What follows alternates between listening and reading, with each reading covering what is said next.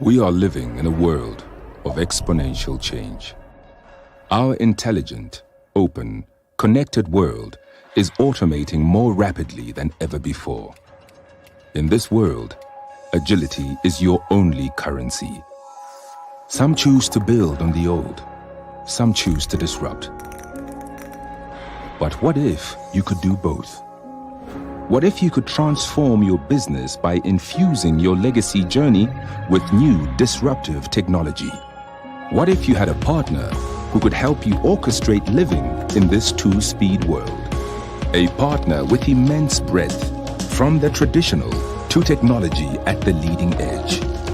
A partner with deep skills that can help you bridge the old and the new.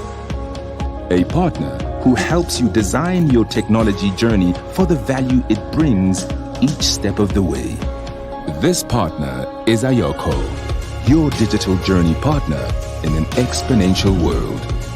Inspired by digitally native internet organizations, Ayoko brings together enabling technologies with creative problem-solving skills.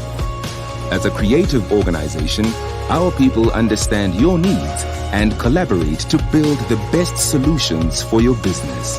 In our new home, we have come together as one to unlock new opportunity.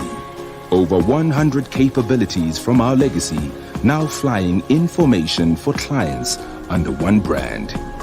Ayoko brings together apps, data, compute, and the management of your technology as you move your business to the new virtual world. Our authentic people help you orchestrate your digital switch in a human-centered way. They work with you to solve the problems of today and tomorrow, bringing you business and technology with a human touch. Because this is where the magic happens. Ayoko, empowering business and society through people and technology.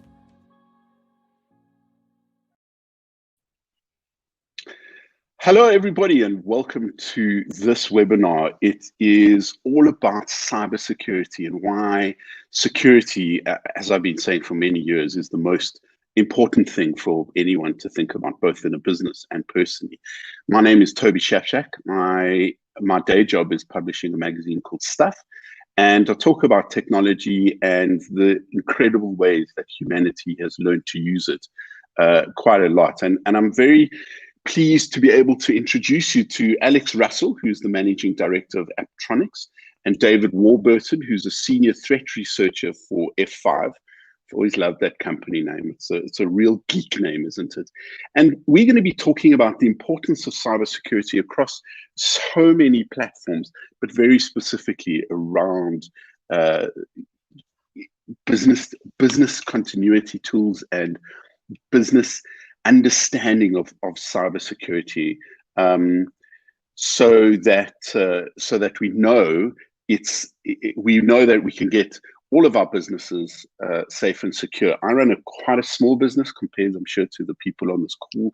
I only have 10 people working for me, but we have the same concerns about security that every business does. And I kind of feel like I'm a bit of a crazy person. I've been banging this drum about cybersecurity for years and years. Also, as it so happens, about hand hygiene, because I traveled during the second great SARS outbreak about 15 years ago. And now that the world sees how important it is to wash your hands so that you don't spread a coronavirus, it's also discovered that security of another nature, cybersecurity, is just as important as hand sanitizing, data sanitizer, let's call it. So this is why it's important. It's crucial, not just for business, but for our personal information at a personal level.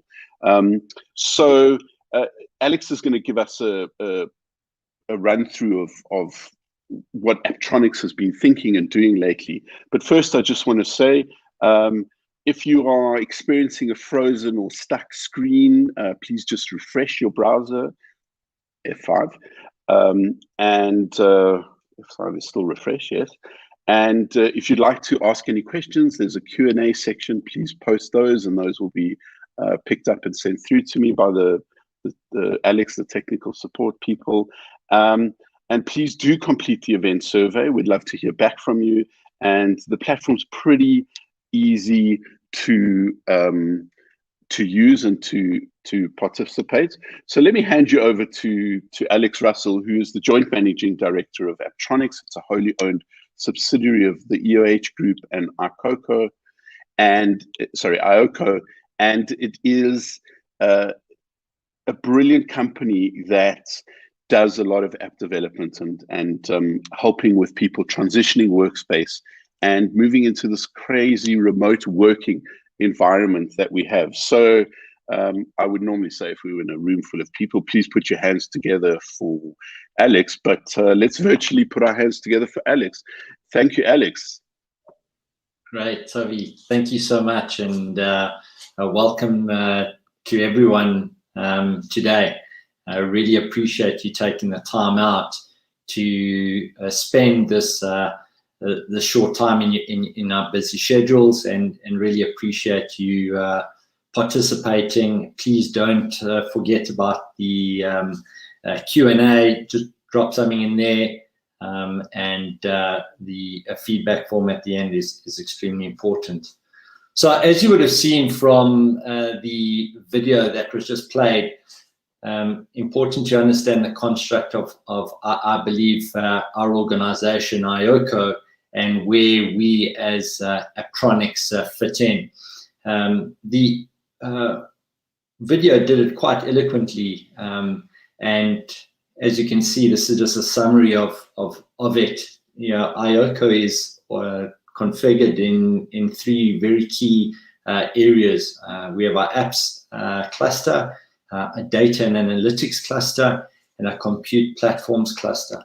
Aptronics sits in the compute and platforms cluster, and what's important to understand is the relationship with F5 with regards to our business is key and central around how do we secure applications for our customers. And many of you on the call, it's great to see our customers and some new faces and new names, but you've been using our technology for some time now. But the evolution of this technology and where it's actually got to, I believe you're most certainly well poised to leverage the new and extended capabilities of the F5 technology.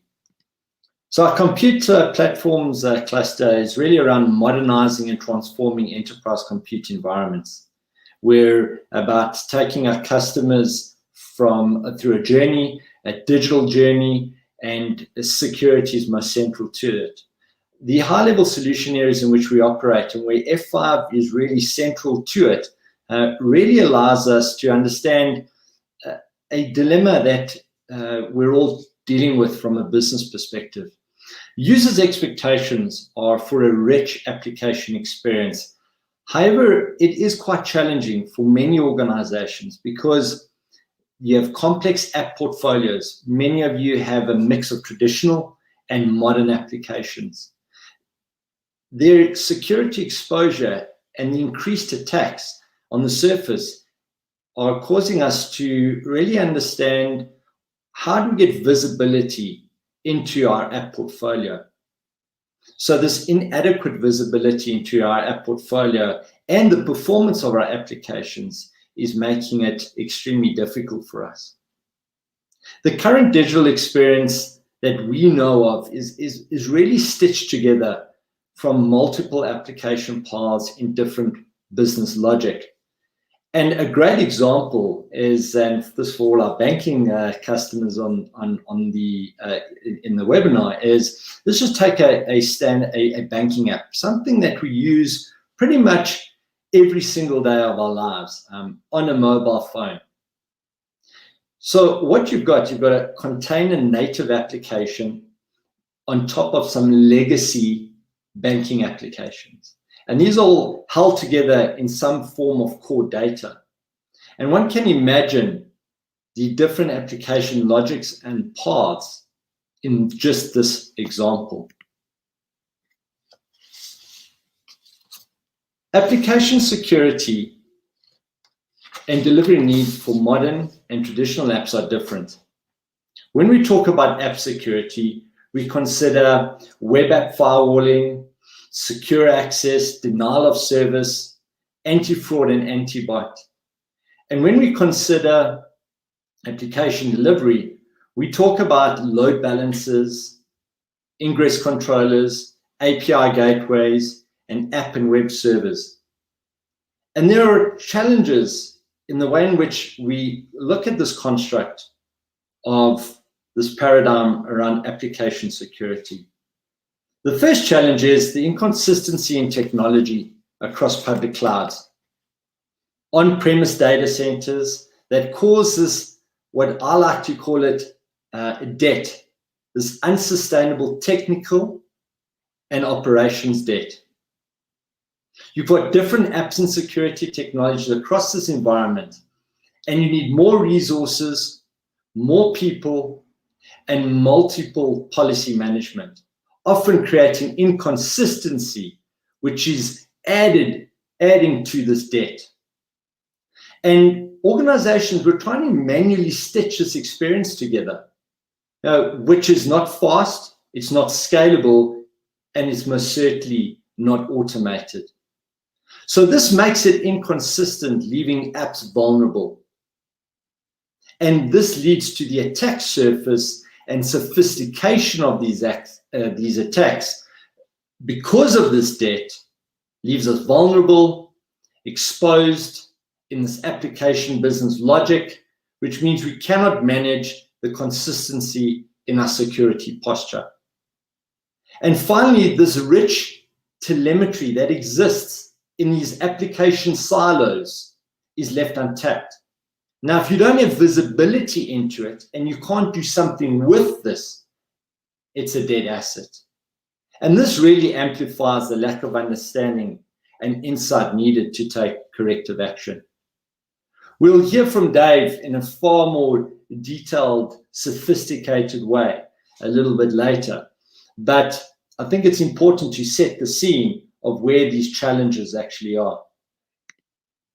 So we're an F5 Unity Gold partner and have been so for many, many years, since before 2003 when IOCO and Aptronics came together. We have the largest install base and in many of the financial services businesses in the country. And our gold partner status really attests to our capability, our ability to understand our customers' journey and to take them on this journey together.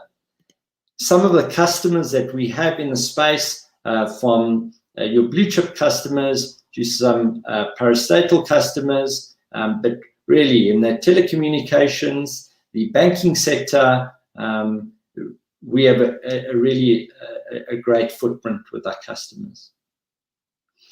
Thank you for that, and I really do hope that you enjoy your day. I'm definitely looking forward to hearing from Dave Warburton, and I'd like to do a little bit of an intro. It's a long intro, but it's really well worth listening to. So David Warburton is a senior threat research evangelist with F5 Labs and has over 20 years experience in networking and application security. He is an industry speaker and contributor to online and broadcast media. He's the author of F5 Labs publications, including the annual Phishing and Fraud and TLS telemetry reports. And I really think if it's possible, one of my colleagues, we could drop those reports into the chat for an easy link for everyone to actually access. That would be phenomenal. He's also co-authored the SSL and TLS scanning DevOps tool, CryptoNice, which helps organizations improve their website security posture. And I'm sure many of you on the call know what that means. It sounds very sophisticated, and I'm sure it most certainly is. He's awarded with a Master's in Information Security from Royal Holloway University in London, where his thesis was on the use of security and cryptography in IoT. So, David, over to you. I really look forward to this, and thank you so much for joining us today. Thanks, Alex, for that very in-depth introduction. And it will actually probably save me from spending too much time on the second slide, which is all about me, because you've done a great job of kind of giving my background and saying a bit about who I am. So hi everyone, really great to be with you this morning. And as Toby seems to quite like the F5 name, I think what we should have done is probably have a poll question to see if anyone can figure out where the F5 name actually comes from. It's not from the refresh key on your keyboard. So keep that in mind. I might kind of throw that out later on to see if anyone can guess where the F5 company name came from. So I'm just going to spend around about half an hour today giving you a threat briefing, a cybersecurity briefing. Excuse me, I am from F5 Labs. As I said, I will skip over the who am I slide because I think we've heard far too much about me already. But who are F5 Labs? Who do I work for? So this isn't a sales presentation. I'm not going to be taking you through any kind of F5 products or solutions today, although I did spend 5-6 years as an F5 solutions engineer. So if we do have any technical questions, then hopefully I can answer them. But for the past 3 years, I've been working for a separate group within F5 called F5 Labs, and we are threat researchers. We work with teams. We work with teams in F5 themselves, organizations or groups like the Security Incident and Response Team, internal IT security, platform security, and the Security Operations Center. But we also work with organizations that we've acquired over the past few years, including Shape Security, NGINX, and most recently Volterra. And essentially what we try and do is collect threat and attack data to produce free and actionable threat intelligence that we publish on f5labs.com. It's not just for F5 customers. Actually, it's designed very much, I would say, for predominantly for C-level, kind of exec level readers. But there are also some very in-depth articles that do delve into crypto and do delve into kind of new malware strains and attacks. But the majority of it is actually kind of a cross between thought leadership and a retrospective look over previous 12 months, the previous 10 years worth of attacks. So that essentially what we want to be able to allow our readers to do is to focus their cybersecurity efforts and budgets in the areas that matter most. So where are people actually being hit by breaches? How are they being attacked? So as I said, we work both with internal teams within F5 as well as the organizations that we have acquired recently. But we also have external partners such as Webroot, Fluxio, and we're also a member of the GitHub Security Alliance as well. So we take as much data as we can, and we kind of cross-reference it and analyze it and produce these reports and articles on f5labs.com. So I thought it'd be fun to start by just taking a specific look at the region. Who is attacking South Africa? So one of our partners, Fluxio, help run thousands of honeypots for us across the world. So we get to see lots and lots of attack data. Now, a lot of this attack data is kind of automated. Typically what happens is a new vulnerability is announced or a new exploit is kind of released into the wild, and usually within hours, certainly within days, we then start seeing floods of traffic, people probing the entire internet to look for any vulnerable systems.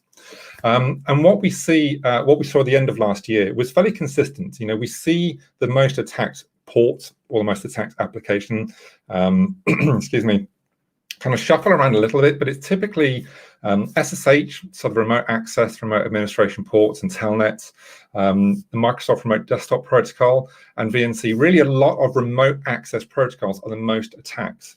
And typically, that has increased slightly recently with the amount of remote working. We've seen attack traffic go up to those ports because more and more people are working from home, including IT and security administrators, and they need to get back to the office, back into the enterprise to reconfigure firewalls, VPN systems, and so on.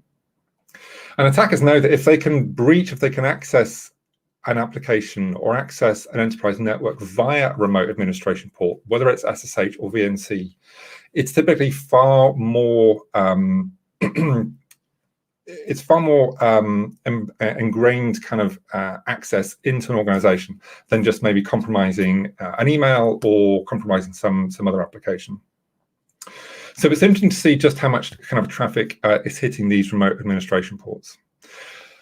Now, that said, it's very rare that we'll see a breach that hits the headline that is responsible for leaking, thousands or maybe even millions of customer or company records. It's very rare that an SSH port is responsible for those kind of breaches. So what we've done over the past couple of years is produce a series of reports called the Application Protection Reports. Again, they're on f5labs.com. They're available as both PDF and kind of inline articles if you want to read them online. But what we do for these reports is we look back over the prior 12 months worth of breaches to extract from breach notification letters the reasons that companies are admitting to their customers, admitting to their shareholders how they got breached. So we painstakingly go through thousands and thousands of letters, excuse me, in this case, one from Farm Girl. Sometimes it gives us very detailed information. There was maybe a SQL injection attack to a particular application or a particular port from so on. Sometimes they're more vague. Sometimes they just allude to unauthorized access to email, for example. But we collate these, we categorize these and perform analysis to try and determine what are the most common causes of breaches. So for the last year, it really boils down to three, and we're going to take a bit of a deeper look in terms of the top three reasons. But over the past 12 months, the main cause of large data breaches have been unauthorized access to email or leaking of data via email. Ransomware has had a resurgence, kind of dipped for a couple of years, and it's come back with a bit of a vengeance, and also credit card sniffing, which I'll describe in a bit more detail as well.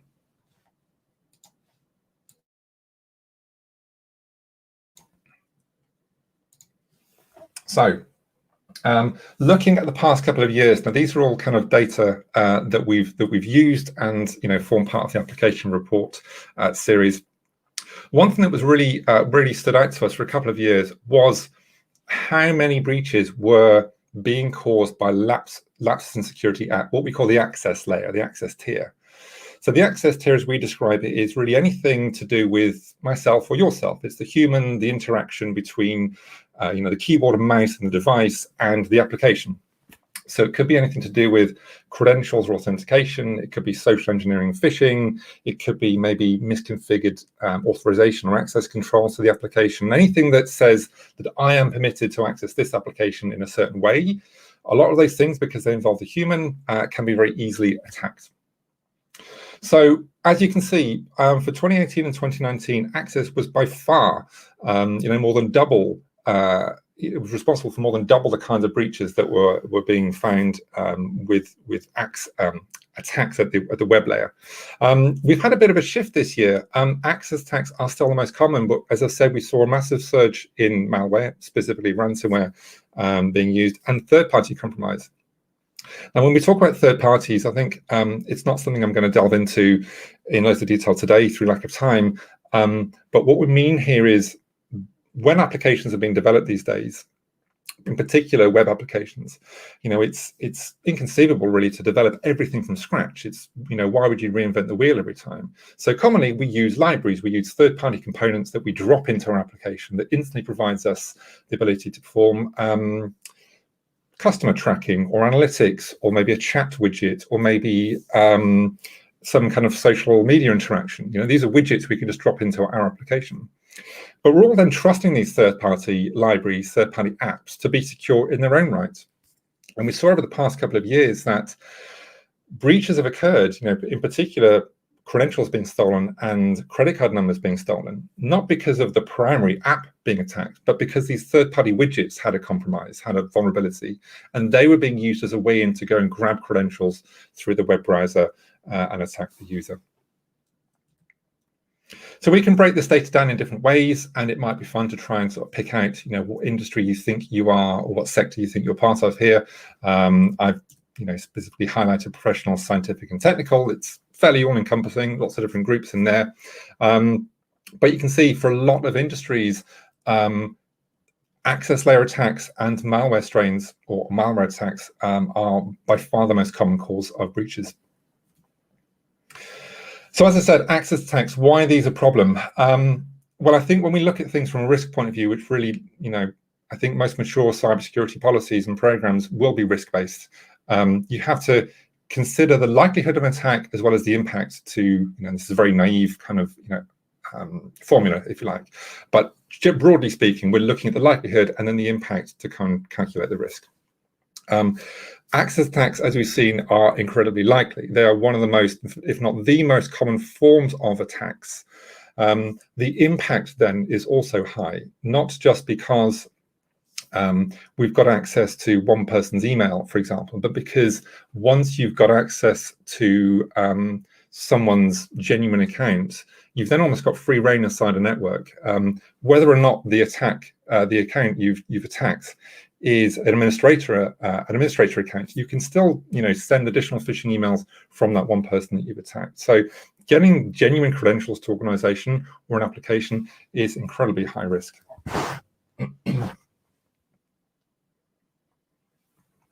This is a quick look at attack incidents that the F5 security incident response team have dealt with over the past few years. And as you can see, password login attacks, always compromise at least a third, or around about a third of all incidents that they deal with. So these are, I'll explain more a bit about them at the end of my talk, but they're the people you can call to help you out if you are under either a sustained cyber attack or threatened cyber attack or need to recover from one that's happened.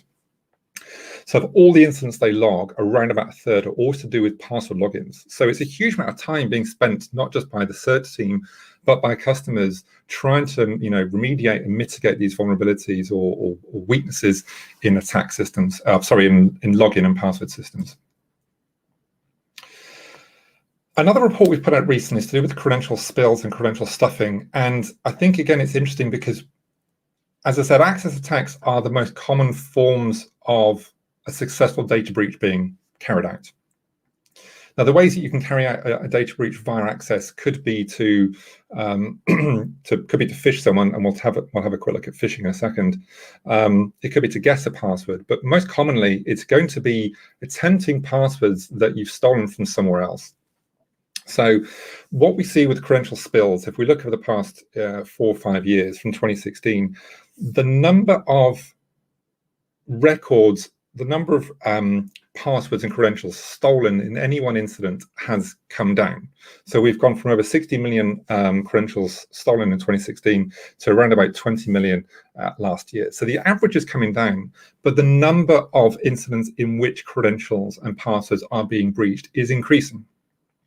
And to us, what this says is that these kinds of attacks are being commoditized. They're now so easy that attackers are going after much smaller organizations, because clearly no one's, really figured, no one's entirely secure and safe from having their database, their credentials, their passwords being stolen.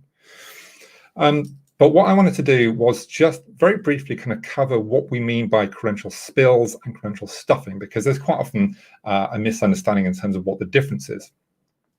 So what we see with brute force attacks, so if we look at the top of the slide here, brute force attacks generally mean that an attack is going to go after one person, one account, if you like, and try a huge number of different passwords. We can see in the kind of the fake database that I've got here that they're trying to attack my fake email address, and they're trying lots and lots of different passwords from 1, 2, 3, 4, 5, 6 to the password of password. And these are all genuine top 1,000, 10,000 passwords, by the way. 1, 2, 3, 4, 5, 6 is still the most common password used last year, sadly. And all of these passwords are available in top 10,000 password lists or top 1 million password lists. So it's very easy for attackers to go and grab these lists. They're not even on the dark net, they're on the surface web. Go and get these top 1 million passwords and just attack one account and try every single password combination. And then maybe use some algorithms to try and swap letters for numbers as well. Now, generally speaking, these kind of brute force attacks should be relatively easy to spot and stop. Clearly, if we're seeing a huge number of login attempts for one particular account, we can maybe throttle or slow down the number of login attempts. We can lock an account for a certain number of time if we see too many failed login attempts. Excuse me. So they should be fairly easy to kind of identify. Credential stuffing, though, is a more mature way of attacking the access layer, and something we see increasing massively over the past few years. Now, credential stuffing, as I alluded to in the previous slide, takes advantage of other people's data breaches. So you can see here the list of usernames and passwords that the attacker is using come from different places. There might be a Yahoo data breach, or Experian, or the LinkedIn data breach. There are now trillions of known good email and password combinations on the web. And what attackers will do is they will go and fire this credential stuffing attack against a large number of web properties. They won't just attack one account. They'll just go and see what they can get, what they can get a connection to. Now, the reason this works, and I'll just leave a little demo running in the background here. The reason this works is that so many of us reuse passwords from site to site. I wish I could say I was completely guilt-free of this. I'm not, sadly. I'd like to think my newer passwords are more secure and unique, but certainly, if I look back at some passwords I defined years ago, I would have had one or two passwords I used across dozens, if not hundreds of websites. And that's what credential stuffing takes advantage of. The fact that if I have a good email address and password that's maybe works on Yahoo, there's a really good chance it work on my Google account or my banking login potentially as well. And we've seen lots of instances where people use the same password for personal accounts and work accounts. And that's when it's really, really damaging to organizations. So the app you can see demoing in the background here is a real tool, attack tool that attackers use. It's called Sentry MBA. And what it does, excuse me one second. Sorry about that. What this does is take in these databases, these lists of known good email addresses and passwords, and it fires them at one or a number of target websites. There's a number of ways that you can do this, but hopefully the video will kind of get to the action soon. It will go through, it will try each one of these and tell the attacker which ones are good credentials. Now, the reason that these kind of tools are so difficult to protect against is because they're fully automated and quite often distributed. As I said, brute force attacks are generally easy to spot and mitigate with a number of login attempts to one account. With this one, we are, the attacker is trying to log into one account. If it fails, they go on to the next account and the next account and so on. They almost never attack the same account more than once. In addition, what you may have seen flash up there is the ability to run this through proxies. So typically, we're not getting lots and lots of login attempts from one IP address. We're getting lots of login attempts from dozens, hundreds, thousands of different IP addresses. So we can't even really do any kind of geolocation or IP blocking because these connections are coming from so many different places.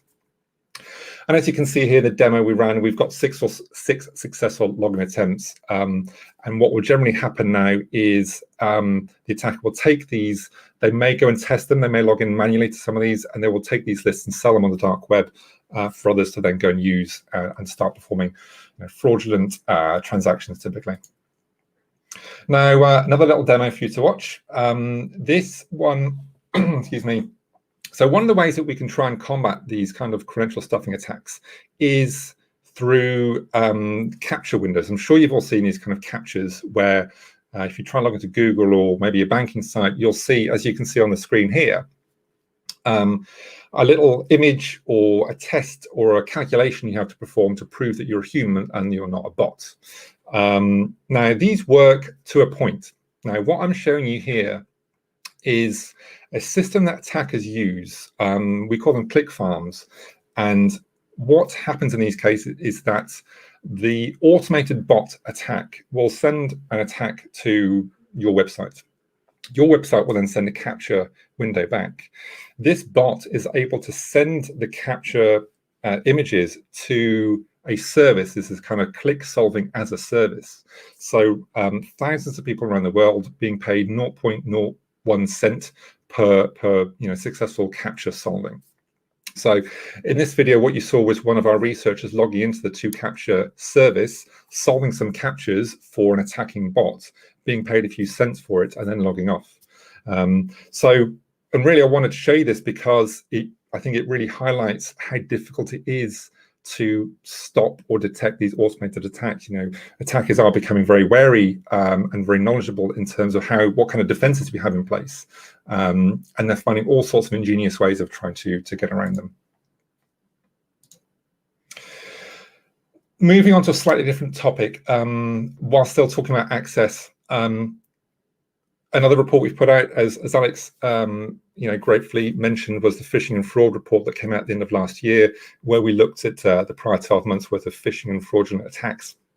We saw a 15% year-on-year increase with incidents that came through to the Security Operations Center, which is perhaps not surprising. We've seen other reports, such as the Verizon data breach report, kind of echo the same things, where they recognize that attackers will rather spend time attacking the humans, social engineering, phishing, because they know it has such a high success rate. It's in their advantage to do that versus spending days, weeks, months researching and developing an exploit to attack a web vulnerability in some cases. What was, again, perhaps not too surprising, but quite stark at the same time, was looking at just how much phishing rose during the pandemic. So during the time that many of us had, national curfews or lockdowns or stay-at-home orders, we saw huge spikes in the kind of average in the average number of phishing incidents that occurred during those months. So as you can see, around about 220% increase during those kind of lockdown periods. Here in the UK, at least, we had 2 lockdown periods around March and kind of early summer for us, kind of June time. And those attacks really seem to coincide with those. And if we looked, there are many examples we have of how attackers were using the pandemic, pretending to come from the World Health Organization, promising information about vaccine, promising information about how to stay safe, and so on and so on. So attackers really, trying to latch onto anything that's very emotive, and obviously try and trick people to clicking on links or opening attachments. I won't spend too long on these. If anyone is interested, then again, feel free to head over to f5labs.com and look at the full reports. But I thought it was interesting that we're seeing an increase in the amount of phishing sites that are using brands names and kind of sector names, if you like, in phishing addresses. So now the majority, over 54% of phishing sites, were using the victim brand name in their fake address and their fake web URL. To try and lure their victim in. And then similarly, they're now using increasing encryption. So it used to be the case that we could say to our customers, to our family members and friends, make sure you look for the padlock in the address bar, make sure you've got the HTTPS, you've got that secure connection, then you're going to a secure, safe website. That was always tenuous, but now it's completely false, to be honest with you. The vast majority of phishing and fake fraudulent websites use encryption. The sites that malware sends stolen data to all use encryption. 100% of those sites now use encryption to try and bypass proxies and firewalls and so on. So it's getting increasingly difficult to help train our users, for indicators, how can they look for and trust the web address that they're going to. But I thought it was very interesting that attackers are using encryption, in a large number of ways to try and hide their activities and appear more genuine. And one of the more recent trends we've seen is something we call real-time phishing proxies. This is some work we did with our colleagues in Shape Security. Typically, what happens in a phishing kind of campaign, if you like, is that attackers will build a phishing page, they'll host it on their website, maybe on AWS or wherever they can get a kind of free or very cheap server. And they'll sit back, they'll wait for days or weeks, wait for their victims to click on links and go and submit their credentials. In real-time phishing proxies, the attacker is kind of interacting with their fake phishing site in real time. And what this allows them to do is, should the bank or other website or web property or app send additional security questions, what's your mother's maiden name? Please enter this 2-factor authentication code. Because the attacker is acting there in real time, they can grab that code, they can present the same question on their phishing sites, enter the 2-factor code into the real website, and then they log in immediately to that application to perform fraudulent transactions or cash out money. So this is something we're seeing increasingly. It's a reasonably small percentage of kind of active phishing campaigns we see, but they are far more difficult to detect. And again, the time to becoming aware of these attacks is much shorter. Typically, if you kind of enter your details into a website and later on, maybe later that day, thought that site looked a bit risky, you might have a few days to actually call the bank and change your password or change your credit card. But because these attacks are happening instantaneously, there's very little time, if any, to do anything about it. So that was an awful lot about access related attacks. Let's take a quick look at the number 2 and 3 threats before we wrap up.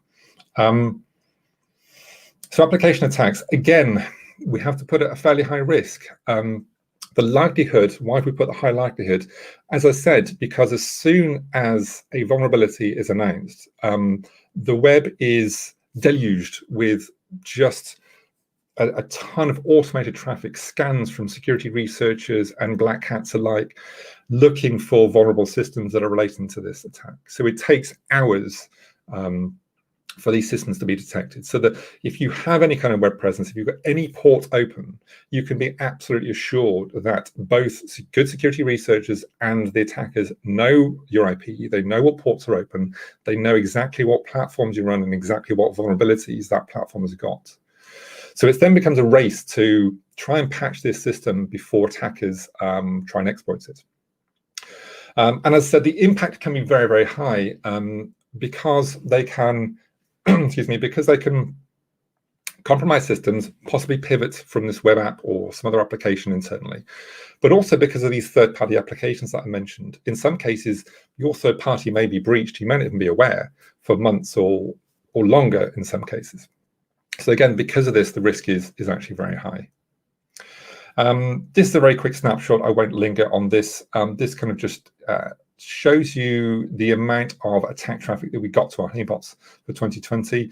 I think interestingly, the two things I will point out, the vast majority of traffic is looking to try and log into a website as root. So they're looking for admin interfaces in a website. Maybe a hidden URL /admin or /login/admin or something like this, to try and get in to modify their website. But they're also looking at robots.txt.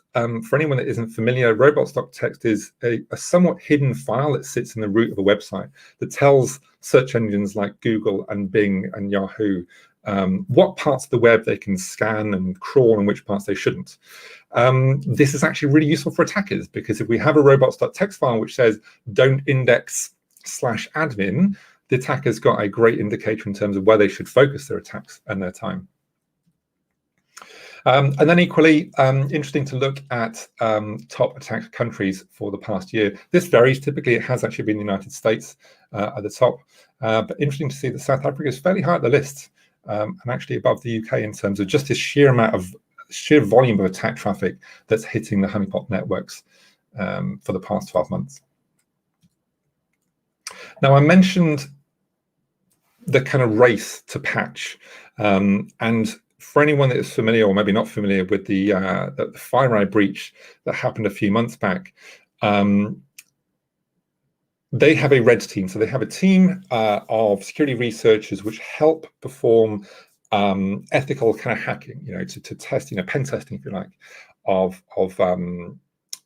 customer platforms and systems. Turns out the vast majority of their attack tools were just based on known vulnerabilities. So these were things that were known to the world. They, in many, many cases, if not all cases, had patches available to mitigate and kind of close up those security holes. But they were being used actively because so many people don't patch. What's worrying, again, if you look at the average age of those vulnerabilities, the average age of the CVEs, is around about 2 years, just over 2 years.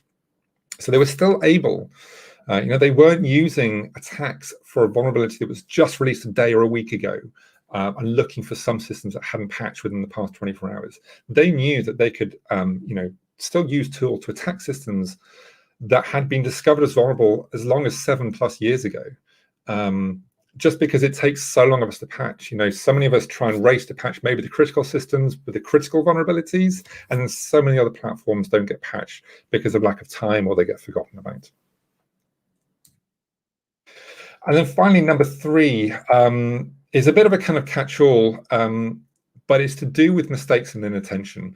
And we put this as a medium risk, although actually, again, this really comes down to how you perform your threat modeling and what kind of data you've got where. From an attack type of view, what we see is typically it's access control that is the most common kind of mistake that gets made.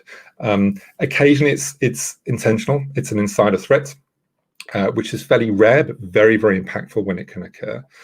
But in a lot of cases, it's actually to do with cloud configuration. The vast majority of cloud breaches in 2020 were just down to misconfigured access. So nothing to do with having the wrong web app firewall policy in place, or maybe nothing to do with the firewall ports that weren't locked down. Simply, there might have been an Amazon S3 bucket, or maybe an API that was left completely wide open or not correctly secured. And again, similarly to web applications, there are apps and services out there that make it very, very, very easy for attackers to go and discover these open S3 buckets or open cloud systems. They don't even need to go and necessarily scan for your site particular. You might just be an unlucky victim of someone who's just trawling the web looking for any open system. This is one very useful website called greyhatwarfare.com. They look for and index any open Amazon S3 buckets. Now, many Amazon S3 buckets are open intentionally. There might be, we might use them to host a PDF for our web visitors to go and download. It saves having a complex website to just host some basic static resources. But in many cases, Word documents and Excel documents are stored there. We see zip files. We see SQL databases. We see backups of data. Many of these systems are not there intentionally. They're not made public intentionally. And it just makes it very, very easy for attackers to go and find what's out there, grab data, and before you know it, we've got another breach with potentially millions of records being exposed to the public. But this kind of crosses the line between access control, which I started off with, and this kind of accidental misconfiguration. Because what we're seeing is the same kind of problems that we had in the early days of web and the early days of IoT, we're also having with APIs. APIs are exploding. We've got more mobile apps that use APIs. We've got business to business or even banking to banking kind of APIs, which are driving a lot of new applications and services. But almost all breaches that were a result of an API being attacked over the past years were just down to either no authentication or very poor authentication, or maybe misconfigured authentication. I think in a lot of cases, a lot of focus and effort gets put onto maybe a primary app, a critical system, or the main website that customers interface with. But quite often these APIs get forgotten about, and they provide, in some cases, more immediate, more direct access to a database or system than the web interface does. But it might be managed by a different team. It might be that it doesn't come under the kind of purview of the security team or security architects. So quite often these things are put in place with very little or no authentication, and can result in some pretty catastrophic breaches of data. So without wanting to spend too much more time going through all of the kind of recommendations, just to summarize, and I'm sure we can sort of share the slides if you want to go through this in more detail. Visibility is key. And I mean that as broadly as possible. It's kind of auditing and inventorying all of your systems and services, from APIs to S3 buckets to EC2 or kind of cloud web servers, to the web properties. It's getting visibility into the traffic itself. And this is particularly a problem the more encryption we're dealing with. As I mentioned, 72% of phishing sites are encrypted, 100% of drop zones are encrypted. The average amount of web traffic for genuine kind of browsing is around about 86 to 90% now. So the vast majority of all of our traffic is encrypted. And so unless we can kind of peek into that encrypted traffic, we've got no idea what our kind of users are browsing the web and bringing it back into the enterprise, or maybe what's being leaked back out. Access control is key, as I've hopefully drilled home enough, whether it be kind of admin interfaces, whether it be APIs or S3 buckets or IoT, access control has got to be key. The principle of least privileged access has been a tenet of cybersecurity since the 70s, I think, since the late 70s. And yet it doesn't often get thought about enough when we're designing new platforms, designing new systems. This concept of least privilege really needs to be baked in. Things like GDPR cover things like security and privacy by design, and that really needs to be taken to heart. Patches hopefully goes without saying, but again, we see evidence of critical patches not being applied for years and years by many organizations, and it is difficult. We've got many more systems across many more locations from many more vendors, and so on and so on. So managing them is difficult, but applying these critical ones is absolutely key. And really, there needs to be some policy in place, some rapid response kind of policy, so that when a new CVE is announced, there is a team of people in place with a procedure to kind of follow that allows for maybe some minimal downtime to allow for this patching to occur as rapidly as possible. And finally, I did promise it's not a sales pitch, but ultimately, you know, Web App Firewall can provide a huge amount of coverage for lots of these vulnerabilities in terms of checking authentication, checking traversal or flow through a website, and actually mitigating a lot of cases. You know, a lot of unknown vulnerabilities can be mitigated by a Web App Firewall because it will block invalid characters, it will block invalid kind of attempts, which are often used to try and exploit these vulnerabilities. So I just wanted to finish with a quick kind of reminder of the F5 cert for anyone that doesn't know. It's free for anyone that has an F5 support contract. It could be a very small virtual platform you're using. You can call and log a support ticket, ask to speak to an F5 cert engineer, and you kind of get immediate access to assistance to try and help mitigate either a threatened or ongoing cybersecurity attack. It could be denial of service. It could be a credential stuffing or brute force login attack. It could be trying to kind of control access to an API, for example. These are all things that they can help with, and they will either use a kind of means at your disposal. So if you have an F5 with the right things on, the right kind of modules in place, you can often get those configured, or it might be they'll just create some kind of script or some workaround to mitigate it in the meantime. But that is it from me, more than enough slides. I hope it's useful. I'm going to hand back over to you, Toby. Indeed, David, fantastic. I mean, it's exactly the kind of stuff that I'm particularly keen on. So you had me, watching with avid attention, and some really interesting things that we need to be particularly conscious of, don't we, in terms of just our personal security and, of course, the security of our businesses. We're going to go into a round table now, and Alex is going to join us, and we're just going to start. We're just going to discuss some of the kind of key problems that we see in the world, don't we? And let's just go. I mean, I made copious notes, David, I have to say. I haven't heard of some of these phrases, and I haven't heard of some of them for ages. Credential stuffing. We forget about it. I mean, the fact that the most popular password last year was still 1 2 3 4 5 6. I'm like, wow.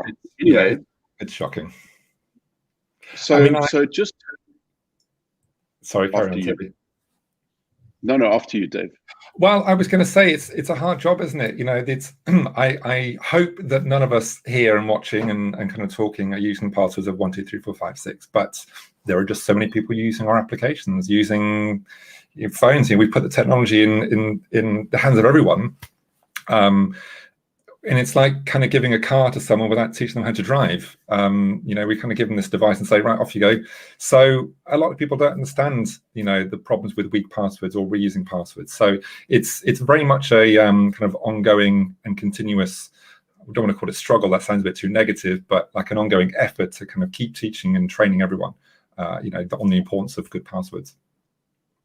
I agree. I've been using the analogy of a car for the last 20 years. First for desktop computers, now for mobile phones. And I say to people, a car and a house. So I say to people, so you buy a house, you build a high wall, you put on electric fences. This is South Africa, Dave. We're very paranoid about security. You get an armed response, you do whatever. And then I say to people, but you buy a computer and you do the equivalent of not building a high wall. You leave the doors wide open. You don't lock the security gate. You never arm the Claymore mines. And all of a sudden people go, why? How did I get hacked? I say this over and over about one password. So I suppose what I'm asking is, how do you protect customers from themselves? Yeah, and it just brought a great point to mind, actually, which is, I think a lot of assumptions that are made by most people, by most consumers. I think, assume that my car is safe to drive. I assume that my car manufacturer hasn't sold me a car that's not safe. But of course, we have laws and regulations in place that mean I need to learn how to use it correctly. We don't have those with technology yet. But where does that responsibility lie? Because when it comes to things like form jacking, so form jacking is a really good example of where does the responsibility lie. So form jacking might not be a term that anyone's heard of. It's maybe just explain it quickly. Yeah, absolutely. So it's related to the so when I was talking during a presentation about third parties and libraries, so the fact that we can use like a chat widget in our web app, or we can use some kind of analytics platform from Google. It might be a line of JavaScript we just kind of drop into our web application, copy and paste this code, and magically we got all this new these new kind of services and features on our web app. Those components can be attacked. So form jacking essentially is where an attacker can insert malicious code into our web application to steal credit card or personal data. So case in point, I can go to my favorite retailer. I've been going to the kind of checkout page, put in my credit card details, and my credit card details might be being stolen. But I've gone to the right site. I've got the padlock in the browser. I've gone to, everything looks secure. I'm on the correct site. I've not been phished. And yet we've got this malicious code that's stealing our credit card details. And this is called form jacking, where we can have malicious code very surreptitiously stealing personal data or credit card information and taking it off to drop zones or attack and controlled servers. So in this case, where's the responsibility? Who is responsible for the security here? Because that form jacking can happen a number of different ways. It could be malicious code inserted into the actual web application. It could be malicious code inserted into a third-party widget. It could be some malware on the device. So who's responsible for this? Is it, if I go to my bank, is it their responsibility to protect me from myself? Should they check my device to make sure that it's secure before they allow me to try and connect? And we're actually finding recently that I think most people's belief, is that no, the enterprise isn't responsible for everyone's endpoint device.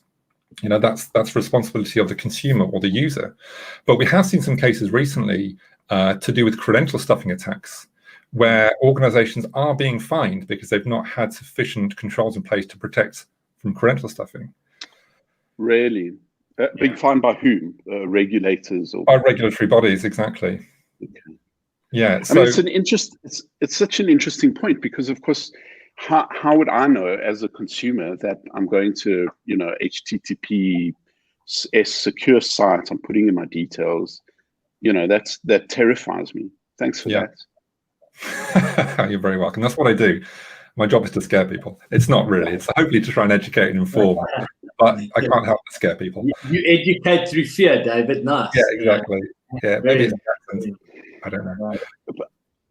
But I suppose in a way, it's not necessarily a bad thing. I mean, what teaches us as humans? I have a 3.5-year-old son, so I'm very interested in experimentation, and I watch how he learns and things. I mean, what makes us do things? Fear. So I think it's okay. I'm sure to everyone listening here, I want people to be afraid. I want people to be overcautious. Yeah, there needs to be like a lots of kind of industries and things. There needs to be a little bit of carrot and stick. And sometimes we have the carrot, not the stick, and sometimes you've got the stick and not the carrot. I think it needs to be a bit kind of hand in hand. But no, sorry, go ahead, Alex. Yeah, no. So Alex, what is your perspective of this? Yeah, I think you're onto something. This whole experience. If I've really uses an extremely pertinent word around adaptive applications. It's really about, and I think people learn through experiences, right? And in IT, we learn the hard way. In predominantly, particularly in nowadays, we wait until we get compromised, and then we kind of build the walls a little bit tighter, or we massage it and mold it a bit differently because we don't see what's coming at us. And I think that's one of the biggest challenges with security in cybersecurity is you just don't see what's coming at you. So if you don't see what's coming at you, what do you protect? You can go the full hog of saying, well, we don't trust anyone and anything. And I think many organizations are kind of getting to that, saying, right, we don't trust the network, whether it's our own network or a third-party network. And you kind of start to layer the security accordingly. But this adaptive application theme within F5 for me is really how do we adapt to the changes in the environment? And this is through the learning and the AI and the analytics. I mentioned it in my opening slide. We've got these silos of application telemetry and data. But if you can't use that in a particular way that's valuable, it just sits there like a dead asset, and it's data mining, and data is the new gold and all of that. It is the gold, it's not the new gold. Maybe I thought it was oil. Did I miss another economic theme? I thought data was the new oil. Damn, it's the new gold. Okay, I'm with you. Data is the gold, and Bitcoin's the newer gold, I guess. But the whole idea to really think around this adaptive application, which really is built around 3 or 4 premises for me. It automates these redundant processes with greater efficiency and delivers a more consistent security and the delivery of applications. Humans don't need to do this. The technology does this, and it does it through some very smart learning, and it's protecting itself and securing the points of vulnerability. And when it's compromised, it protects itself again and slowly adapts it to user behavior, to how the application's performing, and to what is actually going on in the application. And this adaptive application scale is based on performance needs, really. So as your ability for additional application or performance is needed, when the application's under high crunching and peaks and troughs in utilization, it has the ability to either self-provision, but also to kind of tighten security based on the amount of data coming at it. And I think finally, mining all these data points, it gets smarter. It's insightful and becomes self-healing and evolves quicker. So I think there's a lot more to understand, that it's most certainly through the learning and the telemetry that I think we become smarter and we understand how to adapt. And that's just something I wanted to leave you with. Yeah, what I would just kind of tack on the back of that is exactly your point around kind of visibility. We've had customers that have we've gone to talk to them and maybe demoed an anti-bot solution. So a product's a solution that can help cut down the amount of automated traffic, the vast majority of which is going to be malicious automated traffic. And it's somewhat funny that in a few cases we've had, when we've demoed this product, we've actually put it in front of a live application. The customer has seen a huge decrease in the amount of traffic, and they thought that something was broken. The demo was cutting off, the traffic to their applications. And we had to say, well, actually, no, if you look at the logs, if you look at what our product is seeing, our solution is doing, what you've just had for the past couple of years is automated traffic. It's all attacks. It's not genuine users trying to purchase or interact with your website. So exactly the point of kind of visibility and tracking. You can have scenes, you can have logs, you can have things kind of distributed all over the place. But what you do with it, unless you've got the artificial intelligence or the solutions, whatever they might be, to actually really interpret those logs and get, understand the context of those connections and those log entries, it's like you said, Alex, it's kind of dead asset. It's not doing anything for you. Yeah, for sure. I mean, it's a fascinating idea, right? So I, as the user, could do everything to protect myself and still be compromised. But firstly, what should the individual users be doing to secure themselves? I, use a password manager like LastPass, or instead of an OTT, over-the-air update, or one-time PIN, I use an authenticator app. Or those are like the common best practices, right? And most organizations should have their people using at least those security measures. Yeah, I would say, I mean, if we're talking around consumers, I mean, as you said, right at the top of the session, this cybersecurity affects us as consumers as much as it does kind of professionals and security kind of experts, and they're exactly the same issues.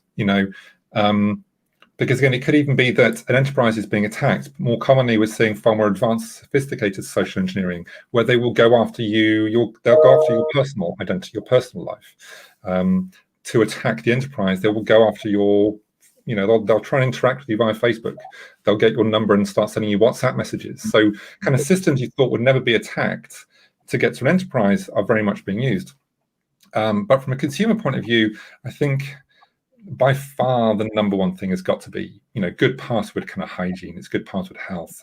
It's got to be, unfortunately, it's not easy. And like you said, it's going to really require, I think, for most people, the use of password managers, so apps or tools that can kind of generate secure passwords for us and store them for us. Because the number one rule really is to use a different password on every single website and app that we use. That's number one. Because again, if we don't, someone else's data breach is going to be used in the credential stuffing attack, and someone, we might have had our password stolen from LinkedIn, but they're going to use it to log into our bank, potentially. So having, strong, unique passwords is got to be key, I would say. Great. Any thoughts on that, Alex? Yeah, I think I just look at my own behaviors, and funny enough, Apple started, I use a iOS, the Apple device, probably all around, but Mac and phone. And, it started, you'll remember password. Now it's kind of picking it up to say, hey, hold on, you're using some passwords across multiple stuff. You just like kind of use a password. So I've kind of said that, whoa, okay, when you look at it, and again, it's when you're given that information as a user. I know I've been doing it, but when you're presented with it, you're saying, sure, okay, hold on, look at some of the sites I'm actually using the same password in. Now, hopefully there's no hackers on this call listening in, all right? And please don't try and... Listen, Alex, you're admitting to using the same password. I'm sure everyone in this room is going, Alex, he's the guy. They already know. But it's not 1, 2, 3, 4, 5, 6, 7. So I was lucky there. Yeah.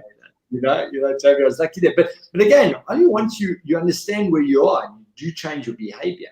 And I think that is the role that the organization can play, is making users better digital citizens.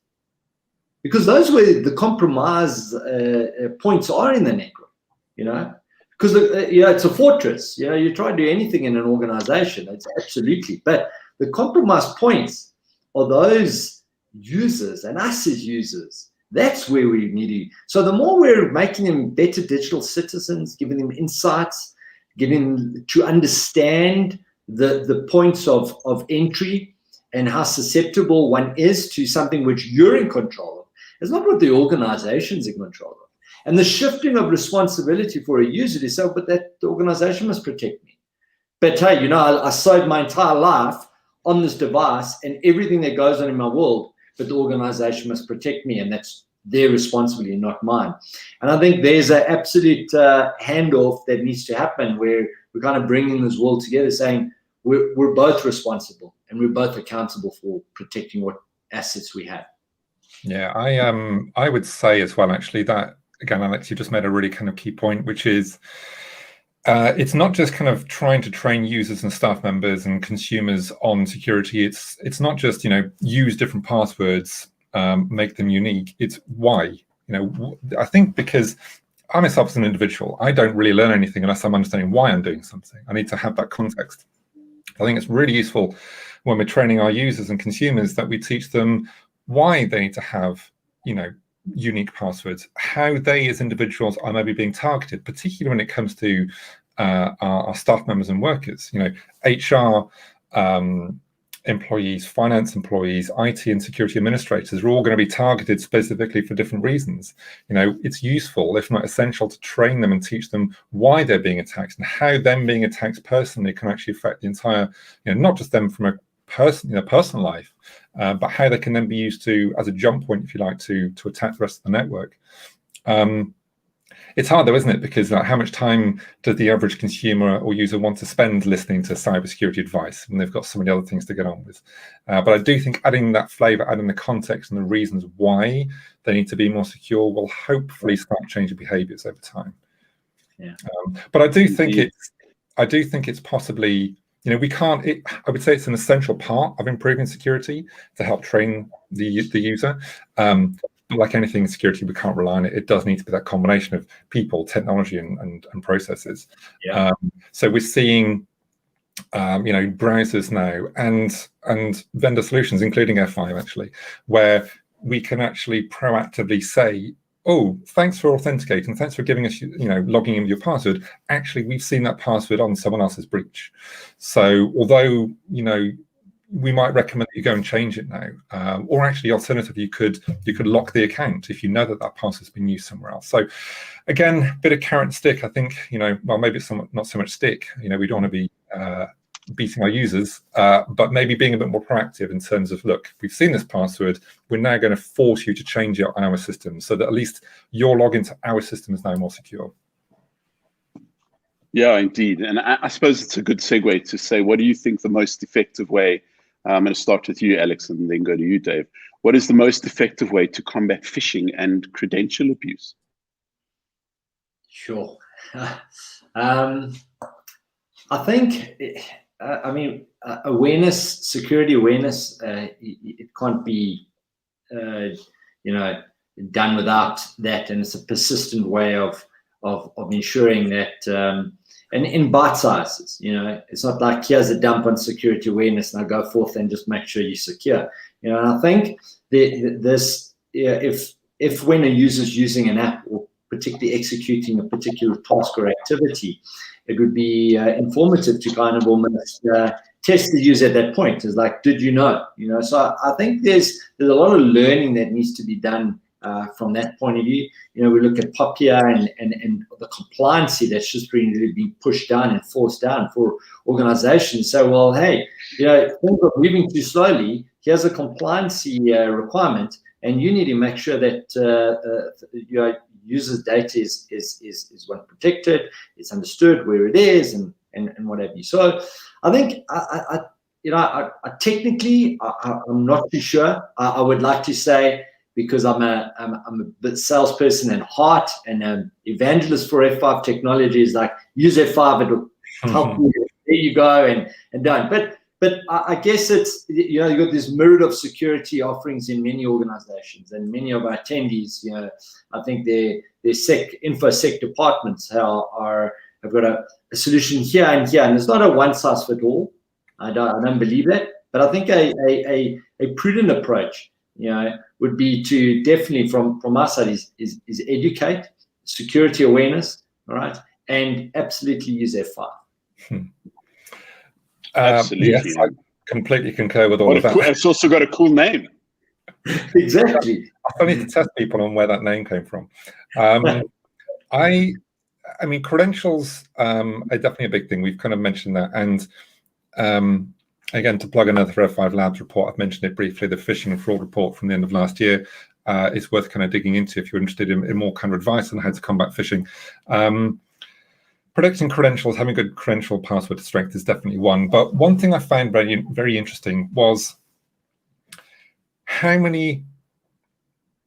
So one thing we see attackers do is create fraudulent domain names. So when they're setting up an attacking site, a phishing site, we'll see they'll maybe go and create a domain name called, I don't know, Lloyds Bank, so UK Bank, my bank, maybe giving things away, lloydsbank.com.attacker.org, something like that. So the actual domain is attacker.org, but they've got some part of a genuine looking domain name in there. They've got lloydsbank.com.something. So they kind of try and trick the user into thinking, oh, well, Lloyds Bank is in the address, it must be correct, it must be trustworthy. But we see genuine services do the same thing. And I don't want to just pick on, Microsoft, but it's a great example. Hopefully, I think many people are using Office 365, so they could probably trust office.com, and SharePoint.com is a valid address to go to. what Microsoft are doing now is, because they're scaling and they're trying to scale and expand their services, depending on what you're trying to interact with on Office 365, you might be sent to a site which is sharepoint.com.mcas.ms, which to me looks like a bogus site which is trying to emulate a valid SharePoint website. So genuine web services are using the same kind of tactics that attackers are using. And so, all that being said, I find it fascinating that it's really hard to figure out what to tell our users to look for. We can't tell them to look for padlocks. That's kind of meaningless now. We can't tell them to look for a valid part of the domain, because that could be forged. We can't tell them to look for the base domain, because Microsoft or whoever it might be using other domains that we don't yet recognize. So what is it we're really teaching the user? That being said, still probably the number one rule when it comes to phishing and social engineering is don't click on links in emails, don't open up attachments from people you don't recognize. Again, it's not perfect, because all it takes is for one person to be compromised, and suddenly we might be getting emails with attachments from people we do recognize, because now our manager or someone else in maybe the IT department has been phished, and so we're getting internal phishing emails from a genuine address. So, again, there's no kind of silver bullet. There's no one size fits all from a kind of social engineering and security point of view. It's just going to be a combination of all the above. Regular training, as Alex said, with real examples, giving them context in terms of understanding why they might be targeted, how their credentials can be, used or abused, and trying to layer that with technology which helps shore the gaps. So for anything that is missed, maybe we can decrypt the SSL when they're going out to a website to check to see if they are going to a valid domain, or to see if they're bringing some malware back in. So it's really got to be a combination of all things. Is there? I mean, there two very smart people here and me on this call. Is there a way to use the house analogy? I mean, I'm just getting you to do my research for the next time I have to explain that. Could we say, you get in your car, you check the tires, the pumps, I don't know. I don't remember the AA checklist. We used to drive around a lot when I was a kid, so my father did it. But I mean, apart from teaching me that amazing real life Tetris, which is how to pack a boot, right, with multiple children, real life Tetris, I think of it. What's the analogy? You get on the road, you've got to make sure that the road is tarred and that there's street lights. And I mean, is there kind of a common rule of thumb? If it's too good to be true, it isn't, that we could apply across organizations. And I talk about my organization as well. I have editorial people who are very tech savvy, and I have sales people who aren't, and they're both good at their respective jobs. How do I communicate to both of them how not to be, if it's a friend saying your site's been hacked? I mean, I just assume a lot of that is just common sense now, isn't it? Can we start saying we have common sense about security? We've been, using email for 30, 40 years now. I think I'm very guilty of this. Actually, I'm very guilty of assuming that because I live in this world of cybersecurity, that most people know a certain level of the basics. And you have to remind yourself, and sometimes you're reminded for you by talking to different people, that a lot of people really don't know the basics. So many people don't know the absolute basics. So I don't think you can ever have enough training of the basics. From the kind of car analogy, I think it's my brain's trying to work overtime or extra quick, but I'm not in the right gear to keep with the analogy. Okay. I think it's regulation. It's got to be, we don't let cars on the road if they haven't passed in the UK like an MOT or have an up-to-date service. We don't let drivers in the car unless they've got an up-to-date driving license which proves they're kind of safe to drive.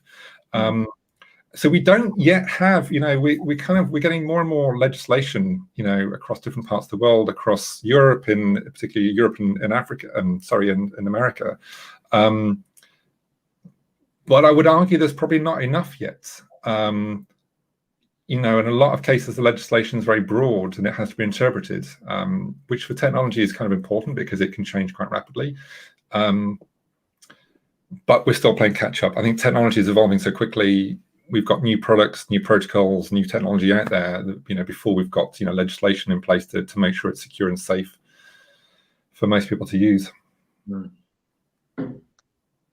All right, so Yeah. I'll give up on the car analogy, but but I want to take your car analogy to the future. You know, I think okay. let's look at Automated. self-driving cars. Let's look at self-driving cars.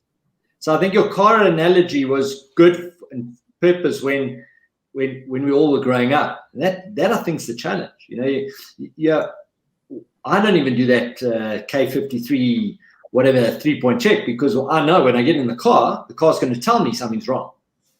You know, so let's evolve and let's move to where we have self-driving cars, where the science, the technology is there to even predict before you get in the car that, hey, you might need to do something. Or would it get to a point where it almost self-heals? You say, oh, things aren't right here. I need to download something. So I think it's an evolution. And I think your car analogy is not wrong, but it's definitely a BC analogy.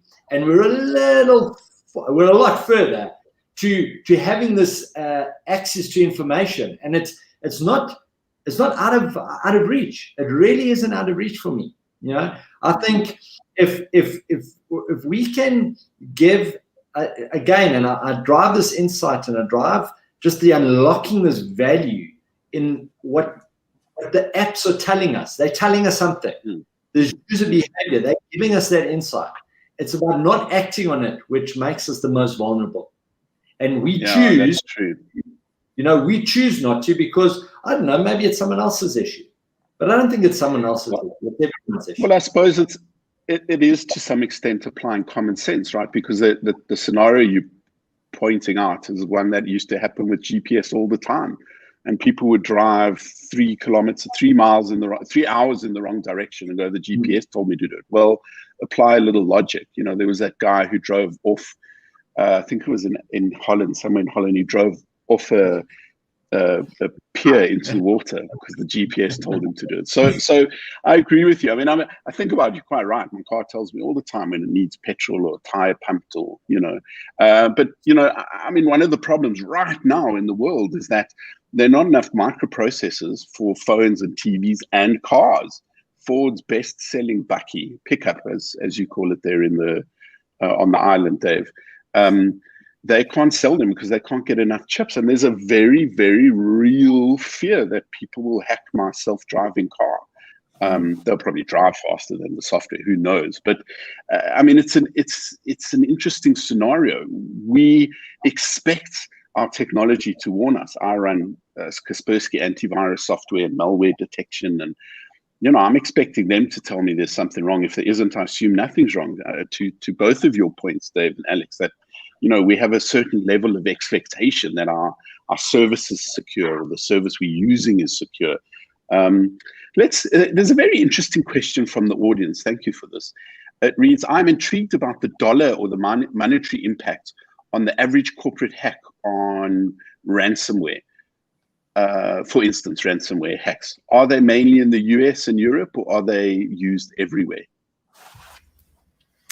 I don't have any monetary figures. We do have some actually now, specifically in the application protection report. I don't have them to hand, and I can't recall the actual figures. We see them everywhere. They're certainly not restrained to just the US and Europe. Again, because you know, the nature of ransomware attacks, like any kind of attack, can be either targeted or indiscriminate.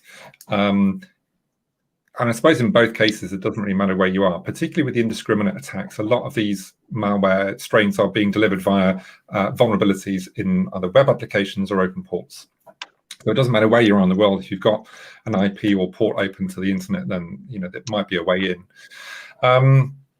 But what I think is really interesting, 2 comments I wanted to make on ransomware is the majority of them actually are deployed via some kind of social engineering or phishing attack. So around about 70% of the most common malware strains of the past year have been through social engineering. So again, clicking on a link, which then goes to a drive-by download, or more commonly, it's some kind of infected PDF, infected zip file, or Word document. We're seeing a lot.